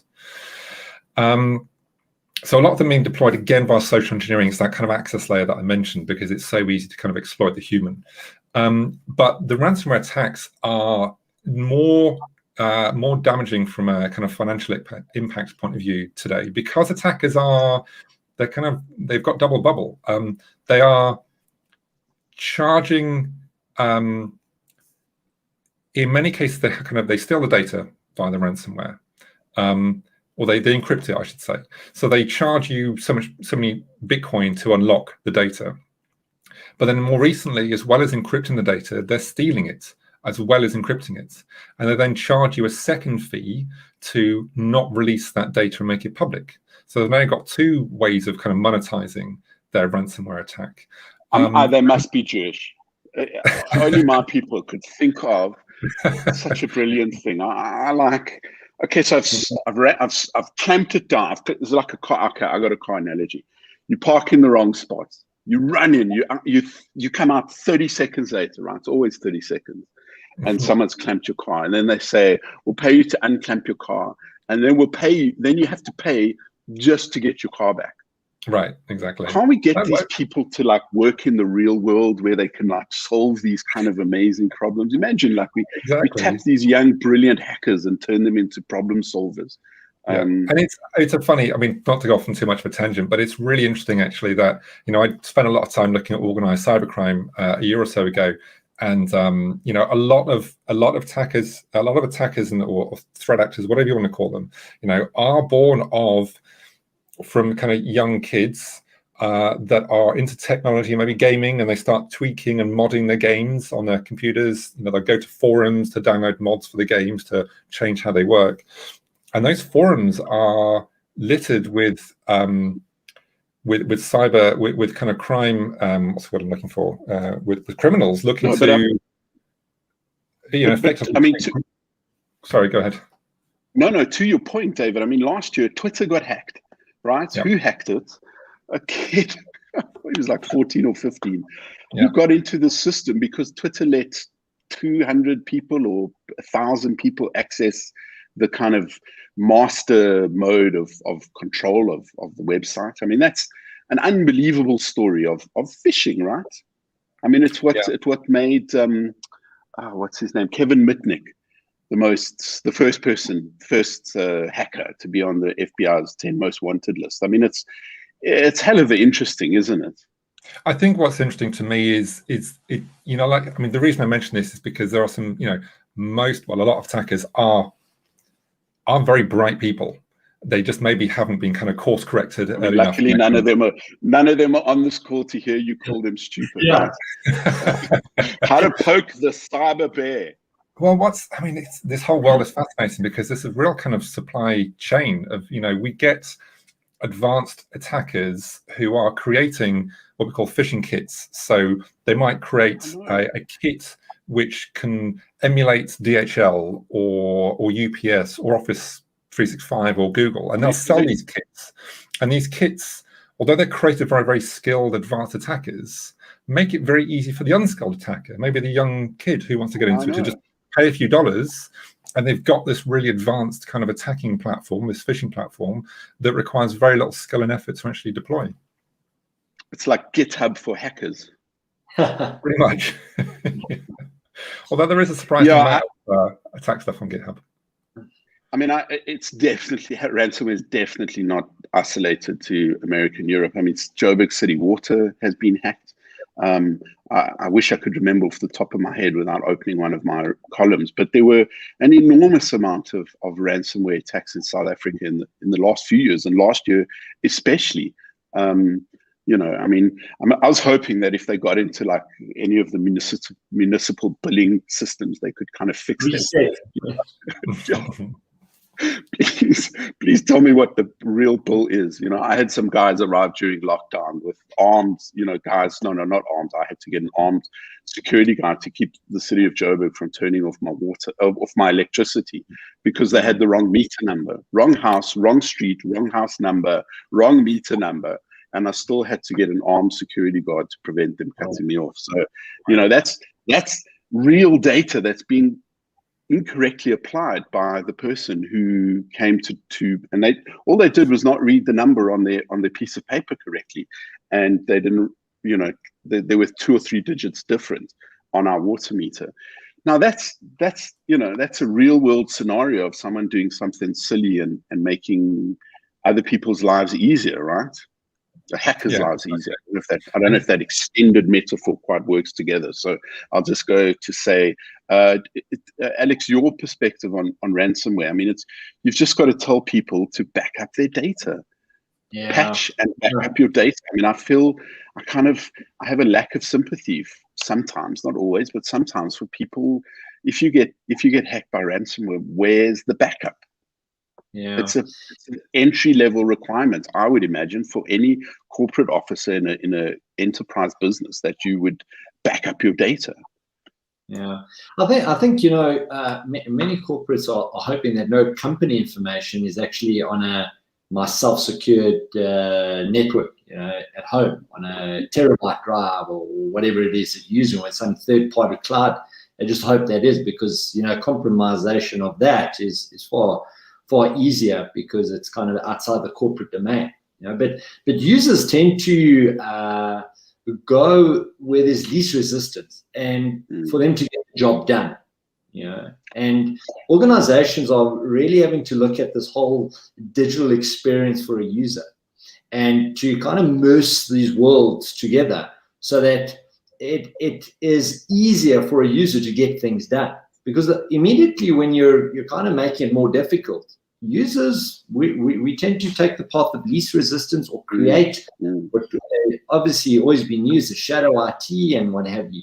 So you can't avoid it, because users will inherently do it, because there's also the flexibility organizations want to give users to choose to where they want to get their work done. And the whole work from home, users now offer corporate network, but I'm needing to provide them the same experience. What do we do?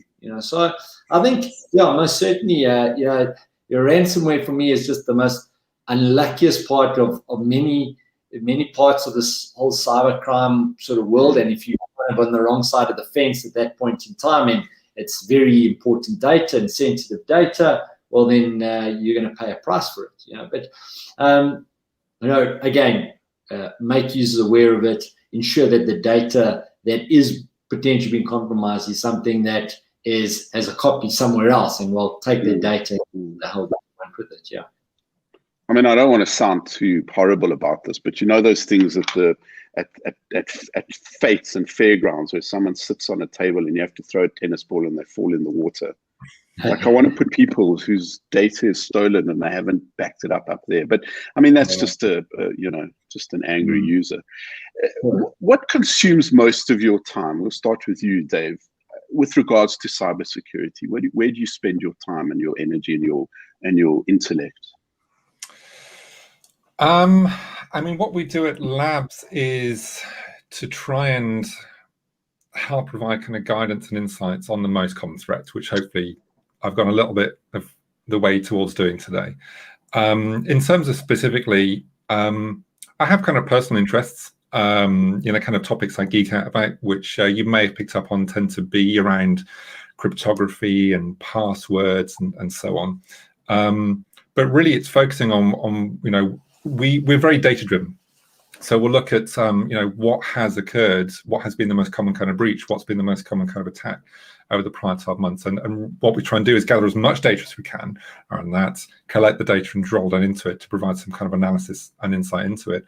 I'm quite proud, I guess, that a lot of the reports I've been part of have been, I would say, two of the most important topics of the past couple of years, which has been, attacking the use of social engineering with the phishing and fraud report, and also TLS telemetry. Now, it's very kind of specific. It's very easy for, I think, a lot of people to kind of gloss over encryption, TLS, HTTPS. It's all kind of the same thing when we're talking around the web. For a lot of organizations, a lot of even very skilled IT professionals, SSL and TLS encryption is whack a certificate on the website, get the padlock working, job done, let's go home and put our feet up.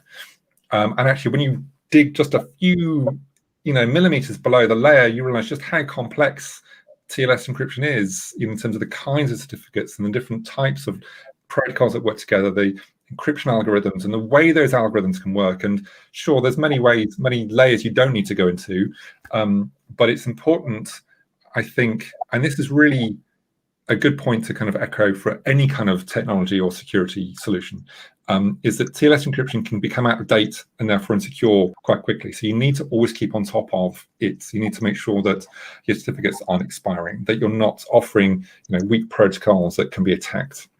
Again, the same thing goes to patches. Make sure you're always up to date and keeping an eye on it. And again, we're talking about ransomware. Increasingly ransomware is communicating back to the attacker control server over encryption. If you're not able to perform any kind of decryption to your web traffic, you could be allowing not only the attacker to communicate with your internal systems, but then steal data, infect more systems. So yeah, those are the kind of two areas that I focus on an awful lot. Yeah, I'm glad you do. Thank you out there for keeping us. And I suppose, Alex, you probably spend an enormous amount of your time worrying about this. Yeah, I think my engagement with customers is really around what should you spend on security?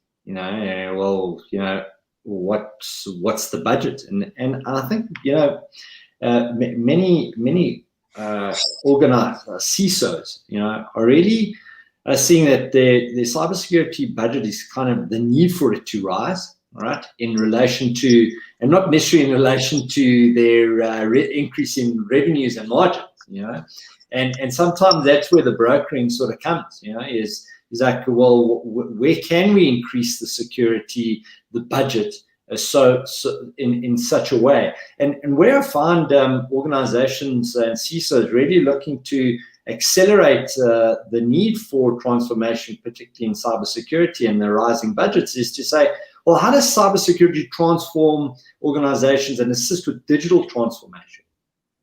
Digital transformation is most certainly and in many organizations, it's an imperative. And some organizations were just caught definitely on the back foot when we went into this lockdown throughout the globe. They just hadn't transformed quick enough. So a lot of those processes went there. The customers were no longer walking into a retail store. They were doing a few more. So they really got caught on the back foot. And so what we're saying is, like, don't look at it as that through that keyhole. Don't look at cybersecurity from a budget point of view through a keyhole. Look at it very obtuse. Look at how it can drive initiatives in the organization that drive other initiatives, because invariably that's where you're going to get the appetite for investment, and that's where you're going to get the appetite for organization to say, okay, hold on. There's ways to look at it. It's not this InfoSec department's problem. It's actually the retail banking problem, because they need to. Did you say InfoSec or InfoSec? InfoSec, but okay. They like I don't know how they use that word, but yeah. So how do you kind of, it's like retail need to drive the customer to digital transformation. How do we do that? And what is the security plan on that? Because you'll find that it kind of translates and transcends across this value chain for an organization. So that's really where I'm spending quite a bit of our time in engaging with CISOs around that. Indeed. Well, we're coming to the end of this roundtable. I hope it's been very interesting for everybody. In case there are any questions anyone else has, but I'm just going to ask you just to sum up in a couple of minutes. And again, I'll start with you, Dave. If you can just run us through the most important things that they need. I'm going to say two things: visibility and control, kind of access control. Again, as hopefully I've made the point, whether it comes to social engineering or patching applications or securing our devices, the human element, that kind of access layer, is most commonly what gets attacked or what we get wrong. We don't have the right access control layers, or we don't have. I always say that to my wife. It's that bloody human layer. Well, I mean, they do say, right, the most secure, computer system is the one that's kind of switched off and locked in a box and no human ever touches. I mean, that's absolutely true.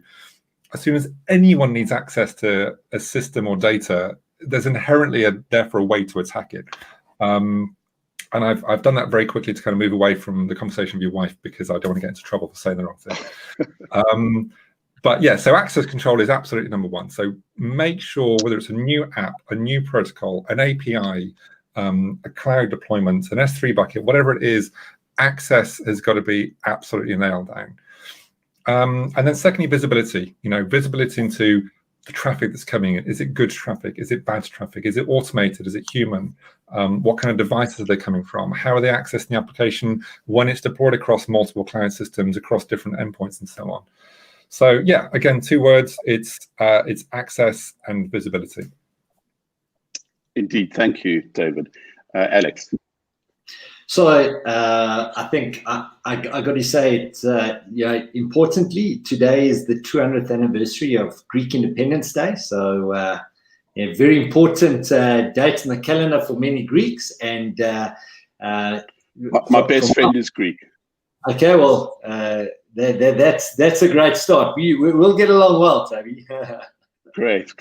Listen, I need to know where to get some yellow egg dye. I've only got red hard-boiled egg dye. So anyway, so 200 years. That's a that's a good return.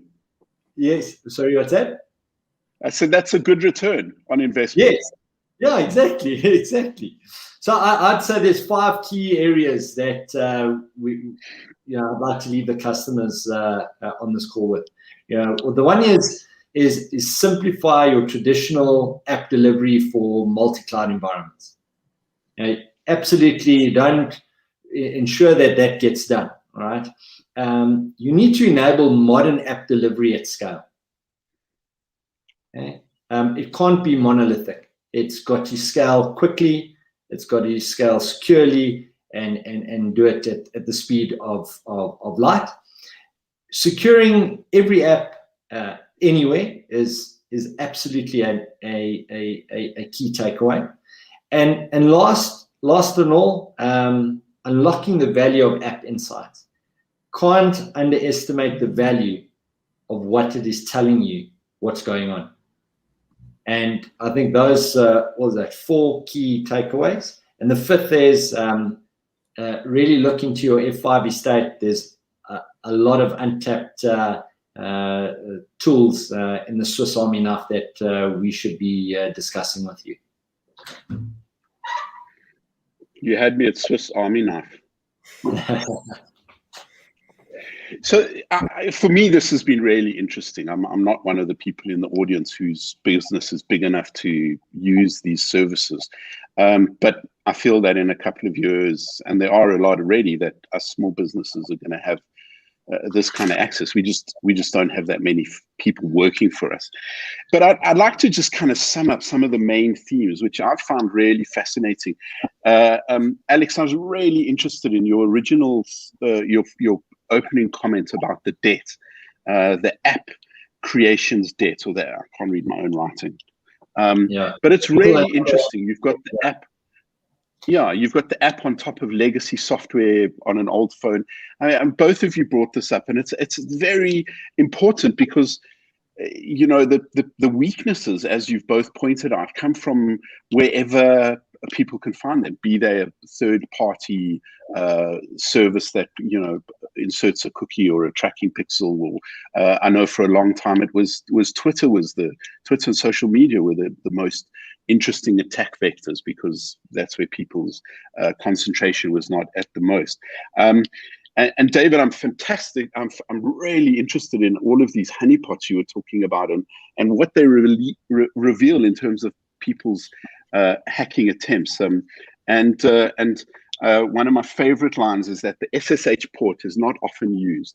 I love brilliant sentences like that I totally understand, but I could explain to people and explain about the importance of, I suppose, in the same way that you have to fish where the fish are, you have to defend yourself where people are attacking you, aren't they? And I mean, this idea of credential stuffing, of course, I've come across it, but I thought you did a really good way of unpacking the stuffing, both of you, about how easily people can get through that. I mean, the fact that the most used password in 2020 was 123456 just kills me. It's like, how did we get here? Also, the name of your first name and the date you were born in. Also, just like really easy to get the information from people, or from people's just reading people's what LinkedIn pages or Facebook pages. I'm always astounded at how much people give personal information is given away. I mean, it wasn't much of a trend in South Africa, but it was definitely a trend in the States about 10 years ago, where people would tweet or Facebook about going on holiday, and the criminals would go and clean out their house because they knew no one was there. But that's the kind of user information that we have to educate users not to do. Do not put up incredibly revealing personal information about yourself. Don't do, silly things. I mean, I had someone working for me who said she had food poisoning, and left very early on a Friday, and then went to visit her boyfriend in Maputo and tweeted on Facebook the whole way. And somebody else phoned me and said, "What's so and so doing in Maputo?" And I was like, "She's not in Maputo. She's got food poisoning." It's like, no. Here it is. So people do silly things, I did have to fire her in the end, but that's the average kind of, people just don't realize that something like that could have consequences. They don't realize tweeting something, or going to my childhood home and taking a selfie, with the number of the house and this, the street name, which is always one of those questions people have. What was the name of your dog, your first pet? If it was my grandfather called every single dog they ever had in my mother's house growing up Peter. So that would have been a useful thing to do. We have to find, as you were demonstrating, they're click farms that did I write this down, 0.01% success fee, so a few cents for people out there clicking on capture links to do that for you. And you were talking, David, about organized cybercrime. I mean, it's really fascinating. I mean, there are organizations where you have to fill in leave forms and you get pension contributions, and it's truly remarkable that the cyber criminals have become as sophisticated as businesses itself.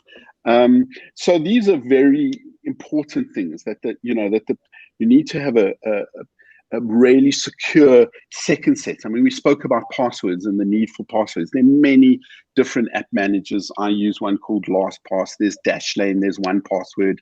F5, if I'm not mistaken, has an offering as well.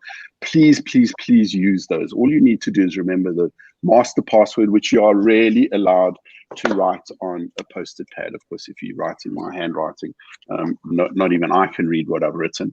But there was a really great slide you put up, Dave, about how many millions of attacks there've been and how they've increased exponentially. And it reminded me of a launch maybe 15 years ago, one of the Intel processor launches, and the guy was saying, "Who can tell me how many processors there are on the chip to the closest million?" And I wanted to say that to you. I mean, I listened to these enormous numbers of just how much it has grown. And of course, one of the predictions that's been around for years is as people's internet access gets better, we become a better target for cyber criminals. So now so many of us South Africans have fiber to the home, or LTE, or RAIN, or some good system. Suddenly we're discovering that we are the source of attacks because people want to get access, and they don't really care if we don't have a hard currency. They can get into, and you were saying that people will get into your credit card or your email address because they want to get into something else. There was that famous story a few years ago of a journalist in the States whose everything was hacked, and they completely wiped his Apple iCloud account, and they deleted all of his data, and they destroyed his digital presence. Not because anyone hated him, but because they just wanted to get into his social media account. And the consequence of that was that they trashed everything he had and all of his datas and all of his kids' pictures, etc., etc. So those are, you know, just some of the examples. There is an article that we're going to post about F5's intelligence reports on credential stuffing. I've been looking at it since we got the link. Really interesting in terms of how, you know, just the kind of obvious things people just don't do, isn't it? It really is just a matter of constant vigilance, isn't it? And that's what you were saying, Alex, that the software will do this for you. The software will start to analyze your usage pattern. It will say, you know, you never log on in Romania, therefore it's not you. But also it will adapt. You were talking about this adaptive analytics, which of course is the for me, the entry level for what AI will do for us. It will know what we're going to do with the software and preload. It's kind of like, you know, Google preloading the first hit of "Do I Feel Lucky?" a report. It's an obvious and easy way to extend the ease of use for us users. You know, first thing in the morning, what am I going to do? I'm going to log on. I'm going to check my mail. You know, I'm not going to log on and transfer 150,000 Rand out of my account into someone else's account in Romania or, you know, somewhere else in the world. I don't want to pick on Romania. But so these are the importance of it. The software adapts to user behavior, of course, because that will tell us more than anything else how if someone's account has been hacked, if there's breaching that's not going on. And I was just thinking, you know, when you were saying, David, that the hackers encrypted the data that they've stolen, so you don't know which data they've stolen. That's what happened in the SolarWind hack in last year, that all of the data that was stolen, people didn't know what was stolen because it's encrypted. And that's really interesting. I don't know if I'm impressed, intrigued, or just amazed that this ransomware hackers have worked out how to like double dip, you know, double charge, as you rightly pointed out. You know, first you have to pay for it back, and then you have to pay for it not being stolen. And I suppose as is the nature of blackmail, they'll find another thing, or they'll come back to you repeatedly and say, we've still got it. If you don't pay us, we're going to release it. So I suppose you never want to be in a situation like that. So there's going to be a quiz at the end, and we're going to ask you to take a look at or some of those questions. So I hope I've given you enough of a summation of all the things we've done, because at the end of the day, as both of you pointed out, that it's all data driven. We live in a world with an amazing amount of data. It's the new gold, it's the new oil, it's the new whatever we think is valuable right now. It's the new non-fungible token, and we know that with data we can see what's going on and address things. So I think this has been a very interesting webinar. Thank you very much to Alex Russell and David Warburton. And if there are any thoughts or other questions, please feel free to pop them into us. And there is a quiz which we're going to start now, so that people can fill it in. Is that showing up on everybody's screen? Yes. Great. So thanks once again to Alex Russell and David Warburton. Alex has to drop for a 1 o'clock meeting. But we're going to go through the quiz. And if you have any other thoughts, or if there's anything else that you need to know, please feel free to contact Aptronics to help you out with that. I'm just looking. So I'm just double checking, has everybody had a chance to go through those 4 questions? And if you have any thoughts,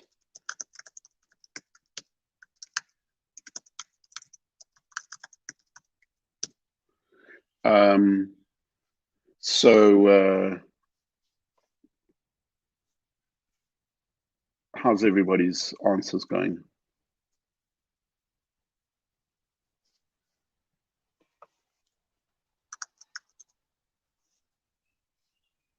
So we're just waiting 10 more seconds for everybody's answers.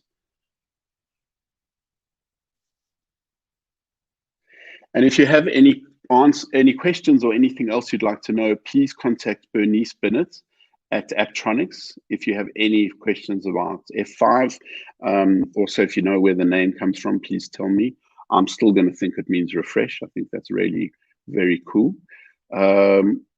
What's the favorite form of data attack by hackers? Botnets, followed by SQL injections, followed by phishing, and followed by phishing. I have to agree with that. I think phishing is still probably one of the biggest issues that people have.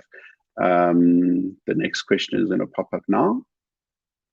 What is the favorite form of data attack by hackers? And yes, phishing. The leaderboard, we're just going to have a quick look.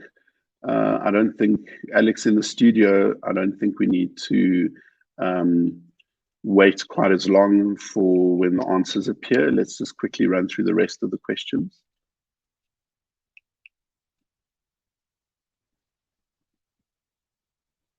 What percentage of companies using a multi-cloud strategy will struggle with security globally, obviously? They're the questions. 85%, 40%, 10%. Yeah, exactly. I agree. Let's take a look at another question. The other Alex.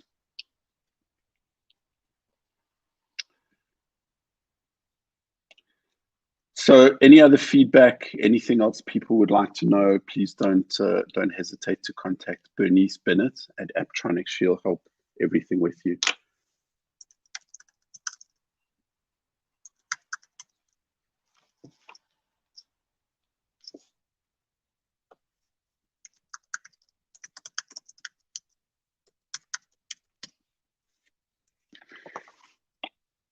What are companies doing to boost network efficiency and bolster security in this transformation, automating processes and operations?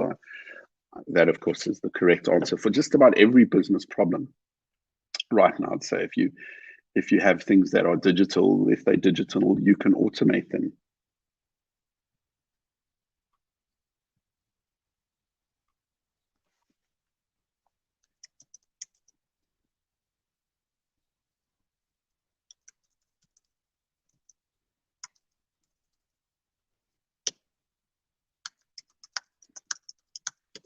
And what percentage of SMEs companies get attacked? There you go, a third. It's pretty good response, but actually the real answer is 2/3.